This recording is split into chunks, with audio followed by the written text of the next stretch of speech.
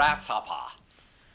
Today we're going to be talking about mentors and mentorship and the value that mentors bring to one's life.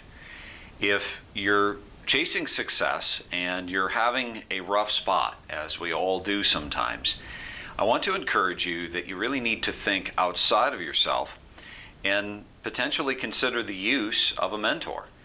And what is a mentor? A mentor is quite simply someone who you respect, someone that you know knows more about the topic that you're interested in or the type of career that you're wanting to be successful in, and someone who will teach you and train you and hold you accountable.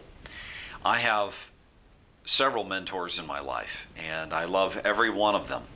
And that's not always been the case. Sometimes I've really disliked my mentors because they challenged me and they held me accountable, and that doesn't always feel good. But mentorship is something that is not new. It's something that's been around since the beginning of mankind. You think of Jesus Christ in the Bible, and he had his 12 disciples, right? He had hundreds and thousands of disciples, but we know Matthew, Mark, Luke, and John. And what does that disciple do? Well, he learns from. He takes and he follows after, and he observes, and then he applies to his own life. Mentorship is something that is invaluable because they've already been there, done that, got that t-shirt. They've already seen what works and what doesn't work. And if you begin to kind of mine their wisdom, if you begin to ask questions, even if they sound silly to you, they're valuable questions because you're learning from their experience. I want to encourage you that when you think of a mentor, think of it this way. You know, you're driving a car, and when you drive a car, the distance to the horizon that you see is about 20 miles or so.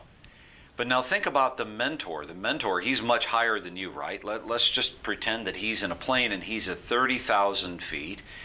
Now guess what? His horizon is that of 200 miles out. He can see a lot further than you can. And that is simply put because he has the experience, he's put in the time, the energy, he knows what works and he knows what doesn't. Now, let's apply that to the successful desire of becoming successful in retirement. Okay? We want to be successful in retirement. Well, think of it this way. Why do people hire financial advisors? They hire financial advisors because they know what they know, but they also know what they don't know. And isn't it true that sometimes what you don't know can hurt you? Well, absolutely. It's true about anything, whether it's an illness or whether it's a particular challenge in your life. And so people choose to work with financial advisors because, yes, of course, they have a life. They want to live their life. They don't want to be tied down to watching the computer. Now, some do, and they get a real thrill out of that, and that's great.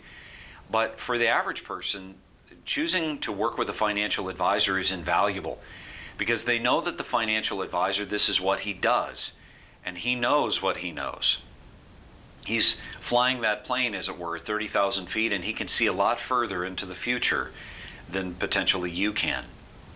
I've heard that hiring a financial advisor is a lot like working with a master chess player.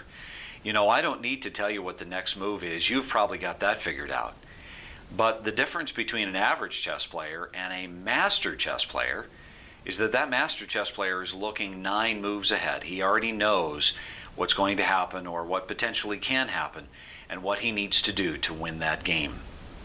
Well, I hope that this has been encouraging and thought-provoking for you because mentorship is not an admission of guilt or an admission of failure or an admission of you can't do it and you don't have the skills. It's really looking outside of yourself for wisdom that you know exists and wisdom that you know is going to help you succeed no matter what it is that you're pursuing. Have a great day.